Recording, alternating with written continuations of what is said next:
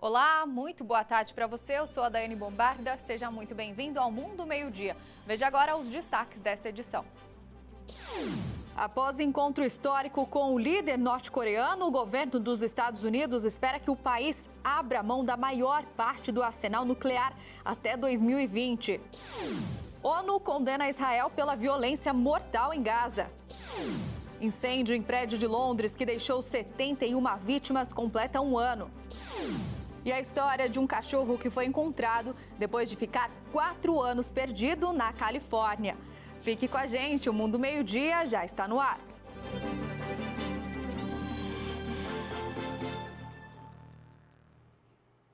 A gente abre essa edição do Mundo Meio-Dia falando que depois do encontro histórico com o líder norte-coreano, o governo americano espera que o país abra mão da maior parte do arsenal nuclear até 2020. Em visita à Coreia do Sul, o secretário de Estado americano garantiu que todas as sanções econômicas contra o país de Kim Jong-un estão mantidas até que o país acabe com o programa nuclear. Hoje, autoridades militares das duas Coreias se reuniram na fronteira entre os países. Os sul-coreanos devem confirmar o fim dos exercícios militares,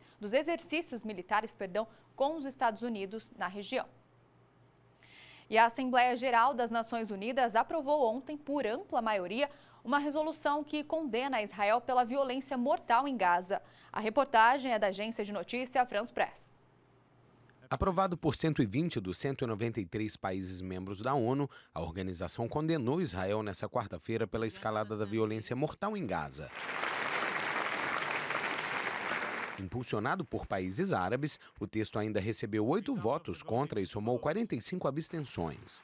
A entidade rejeitou um documento apresentado pelos Estados Unidos que responsabilizava o movimento Hamas pelos atos violentos na cidade palestina. A proposta americana de apresentar uma emenda para condenar o grupo islâmico não conseguiu a maioria de 2/3 necessária para aprovação. Ao menos 129 palestinos morreram nos disparos de soldados israelenses em protestos perto da fronteira com Gaza que começaram no final de março. Nenhum israelense morreu nos confrontos. E ao menos 13 pessoas morreram e 12 estão desaparecidas após uma embarcação naufragar perto da costa da Indonésia. Esse é o destaque da agência de notícias Reuters. Segundo autoridades, a embarcação virou após ser atingida por uma onda e por conta do mau tempo na região. Equipes de busca e resgate indicaram que outros 24 passageiros foram resgatados e levados ao hospital. Autoridades ainda afirmam que estão investigando se o barco transportava mais pessoas do que o permitido. Já o portal The Globe and Mail destaca que o governo canadense aprovou o direito da população canadense de plantar maconha na própria casa. Na semana passada, o governo liberal rejeitou 13 das 46 emendas propostas pelo Senado, entre elas a de dar às províncias o direito de proibir o cultivo doméstico da planta. Na proposta serão permitidas 4 plantas por residência. O consumo recreativo já havia sido aprovado. E para encerrar, a editoria de internacional do portal R7 destaca que a ex-primeira-dama de El Salvador foi presa. Wanda Pignato, que é brasileira, é acusada de ter participado de um esquema junto com o ex-marido que desviou mais de 300 milhões de dólares dos cofres públicos. Ela foi detida em um hospital particular na capital do país. Detalhes sobre a saúde da ex-primeira-dama não foram revelados, mas ela luta contra um câncer. Um estudo publicado em uma das revistas científicas mais renomadas do mundo revela que a Antártida perdeu 3 trilhões de toneladas de gelo só nos últimos 25 anos. O degelo impulsionou a elevação dos oceanos em 8 milímetros. Essa tendência ficou mais acelerada a partir de 2012. Até o fim deste século, o derretimento da Antártida vai causar um aumento de 16 centímetros no nível dos mares. Segundo os 84 autores do estudo, os resultados devem servir como um alerta para agir e desacelerar o aquecimento global. A justiça alemã multou a Volkswagen em uma quantia equivalente a quase 4 bilhões e meio de reais por fraude em testes com motores a diesel. O grupo é acusado de falsificar os testes de emissão de poluentes. Mais de 10 milhões de carros irregulares foram vendidos no mundo todo pela empresa. A Volks se declarou culpada e não vai recorrer. No Chile, policiais e procuradores fizeram uma operação em escritórios da Igreja Católica. Eles apreenderam documentos relacionados aos casos de assédio sexual de menores dentro da instituição. A operação aconteceu no momento em que investigadores do Vaticano estão no país. Depois do escândalo, 3 bispos renunciaram. Olha, o mais antigo robô da NASA a explorar Marte está perdido no planeta vermelho por causa de uma tempestade de areia. Estas imagens que você vai ver agora reproduzem o escurecimento do céu em Marte. Segundo a Agência Espacial Americana, o robô Opportunity, alimentado por painéis solares, provavelmente entrou no modo de economia de energia. A tempestade de areia dificulta a entrada do Sol e, por isso, ele não consegue recarregar a bateria. O robô Opportunity explora a superfície de Marte há 15 anos e não faz contato há 4 dias.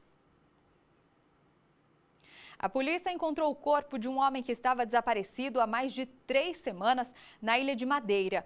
Os detalhes você confere agora no nosso Giro Portugal, hoje com o repórter da Record TV Europa, Vítor Alvito. Olá, Daiane. As autoridades portuguesas estão a investigar a morte de um homem que estava desaparecido há 3 semanas na Ilha da Madeira. O corpo deste indivíduo foi encontrado cortado aos pedaços e colocado dentro de uma das paredes na habitação onde vivia. O alerta foi dado por vizinhos depois de encontrarem um colchão com manchas de sangue na rua. O principal suspeito é agora o cunhado da vítima, uma vez que partilhavam a mesma habitação e havia já relatos de violência entre os dois devido ao consumo de álcool. O caso está agora entregue à Polícia Judiciária. No que toca ao desporto, continua a crise no Sporting, depois da saída do goleiro Rui Patrício e do atacante Daniel Pudense. Saíram agora de forma unilateral mais 4 jogadores. Falamos de William Carvalho, Bruno Fernandes, Gelson Martins e Bas Doce. São 4 dos principais jogadores do plantel que decidiram rescindir de forma unilateral, acusando o presidente de causar instabilidade no clube. E todas estas rescisões, as 6 rescisões, acontecem depois da violência na Academia de Formação do Sporting, um dos maiores clubes nacionais, em que um grupo de 50 indivíduos entrou na Academia, agrediu jogadores e a equipa técnica. O presidente já garantiu que estas rescisões não são legais e vai fazer de tudo para voltar atrás. Para se ter uma ideia da importância destes jogadores, todos eles somados, o valor ascende a cerca de 100 milhões de euros. Qualquer coisa como 436 milhões de reais. O caso promete não ficar por aqui, já que até ao final da semana é provável que mais jogadores rescindam com o clube. Vítor Alvito para o Mundo Meio-Dia. Obrigada, Vítor. E olha, há exatamente um ano, Londres via o incêndio mais grave da Inglaterra desde a Segunda Guerra Mundial. E até hoje, muitas perguntas ainda não foram respondidas. Na madrugada de 13 para 14 de junho de 2017, a cozinha de um dos apartamentos começou a pegar fogo. E rapidamente as chamas tomaram conta de toda a Torre Greenfield. O edifício, construído em 1974, havia passado por uma reforma entre 2014 e 2016. O material do revestimento usado no prédio durante a reforma nunca passou por testes de combate ao incêndio, além de não respeitar as normas de segurança.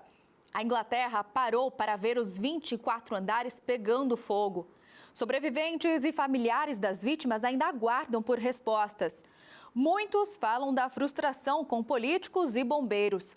As autoridades não esclareceram por que ninguém foi detido como resultado da investigação ou por que não foram realizados testes de segurança no revestimento do edifício. As vítimas também questionam por que os bombeiros solicitaram que os moradores não deixassem o prédio. Vizinhos que acompanhavam o resgate afirmam que as vítimas não receberam o que precisavam. Hoje, um ano após o acidente que provocou 71 mortes, homenagens foram prestadas em frente ao que restou do prédio. Indignação e dor movem os britânicos, que pedem por respostas e justiça. Olha, foi devolvida à natureza o guaxinim que virou sucesso no mundo todo ao escalar um prédio de 25 andares nos Estados Unidos. As imagens mostram o momento em que o animal sobe no edifício. A internet acompanhou a saga do guaxinim depois que um jornalista postou o caso nas redes sociais. As pessoas que estavam dentro do prédio filmaram e fotografaram o bicho no batente das janelas. Uma equipe de proteção animal montou uma armadilha no telhado para resgatar o guaxinim. Bom, e a seguir você confere um novo teste de DNA que promete facilitar a descoberta do câncer de próstata. E a história de um cachorro que foi encontrado depois de ficar 4 anos perdido nos Estados Unidos. Não saia daí que o Mundo Meio-Dia volta já já.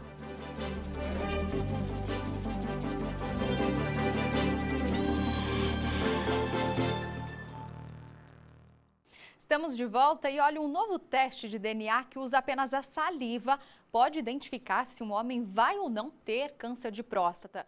Os detalhes você vai ver agora na reportagem da correspondente na Europa, Ana Paula Gomes. Uma simples saliva pode salvar vidas. Essa foi a descoberta de cientistas do Reino Unido e dos Estados Unidos. O teste foi feito em mais de 140 mil homens. Ele encontrou 63 variações genéticas para o desenvolvimento da doença. Segundo o estudo, a análise do DNA feita pela saliva pode ajudar a combater e a prevenir o câncer de próstata. O teste será capaz de identificar homens com 3 a 6 vezes mais chances de desenvolver a doença. Hoje não existe um teste confiável para o diagnóstico desse tipo de câncer. Exames de sangue, biópsia e análise clínica são os mais usados. O outro problema enfrentado para a diminuição no número de casos é o preconceito dos homens em fazer o exame clínico, fundamental para descobrir a doença. De acordo com os pesquisadores do Instituto de Câncer de Londres, não é uma cura, mas o novo teste pode ajudar e muito no combate a esse mal. O câncer de próstata é o tipo de câncer mais comum entre os homens em todo o mundo. Segundo dados do Ministério da Saúde, a cada 36 minutos morre um homem vítima da doença no Brasil. Olha, e cientistas norte-americanos testam uma mudança radical nas cirurgias do câncer de mama. O objetivo é deixar a operação menos invasiva e assim reduzir as sequelas. Doraci, de 65 anos, e Ana Cristina, de 61, foram diagnosticadas com câncer de mama e hoje sofrem com o linfedema, uma consequência da cirurgia para a retirada do câncer. O linfedema ocorre quando existe uma interrupção do sistema linfático. O linfedema consiste no inchaço do braço e se daria fundamentalmente de acordo à remoção desta cadeia linfonodal debaixo do braço. Quando uma mulher descobre que tem câncer de mama, uma das primeiras providências dos médicos é fazer exames para descobrir se a doença se espalhou para as axilas, onde ficam nódulos do sistema linfático, uma cadeia importante na defesa do nosso organismo. Se o resultado for positivo, o tratamento padrão é retirar a parte da mama onde estava o tumor e toda a rede debaixo do braço para evitar que o câncer use o sistema linfático para se espalhar pelo corpo. O sistema linfático é uma rede de vasos que transporta líquidos dos tecidos para o sangue. Ele percorre o corpo inteiro fazendo uma espécie de limpeza. Ao longo do caminho, ele tem nódulos que funcionam como filtros que separam as impurezas. Por isso, o sistema é importante na defesa do organismo e no combate às doenças. Toda vez que o nosso coração bate, sangue sai da artéria, passa para a veia e volta. Toda hora que o sangue sai da artéria, passa para a veia e volta, bem na hora que o sangue está passando da artéria para a veia, extravasa um pouco de plasma e água no interstício, aqui no tecido subcutâneo. Quem tem que recolher esse líquido e devolver para dentro do vaso é o sistema linfático. Quando uma mulher é submetida a uma cirurgia que retira parte dessa cadeia linfática, ela tem 20% de chance de ter o linfedema.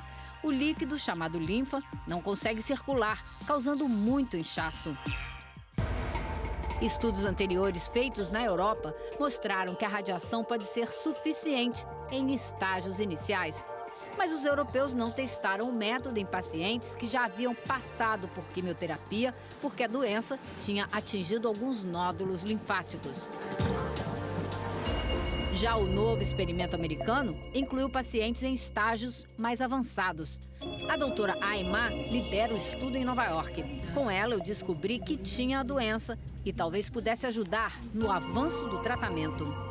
Quando eu fui diagnosticada com câncer de mama em agosto do ano passado, a minha médica me convidou para participar da pesquisa. E uma parte fundamental da pesquisa é a radiação, que agora está quase no fim. A médica explica que a radiação substitui a retirada completa dos nódulos linfáticos. Resultados anteriores indicam que o tratamento com radiação pode ser tão eficiente quanto a retirada completa dos nódulos no combate ao câncer. Além do mais, o risco de linfedema praticamente desaparece. 1.000 pacientes já fazem parte do estudo. O objetivo é chegar a 1.600. Quando esse número for atingido, a pesquisa é encerrada. Os resultados serão conhecidos cerca de 5 anos após o fim do recrutamento. 900 hospitais, clínicas e centros de pesquisa dos Estados Unidos estão selecionando os voluntários e coletando dados. A doutora Mais está convencida de que o padrão de tratamento vai mudar quando os dados forem computados e divulgados. O doutor Charles Shapiro, além de pesquisador, é considerado um dos melhores oncologistas de câncer de mama dos Estados Unidos. Ele conta que está entusiasmado e defende a participação dos pacientes nas pesquisas. Tudo que hoje é tratamento padrão, diz ele, um dia já foi objeto de pesquisa. E quem testa tratamentos experimentais é cercado de cuidados e medidas de segurança. Mas para o Dr. Shapiro é mais do que isso. Hoje você se beneficia de mulheres corajosas que participaram de pesquisas no passado. Agora é a sua vez, até curarmos essa doença.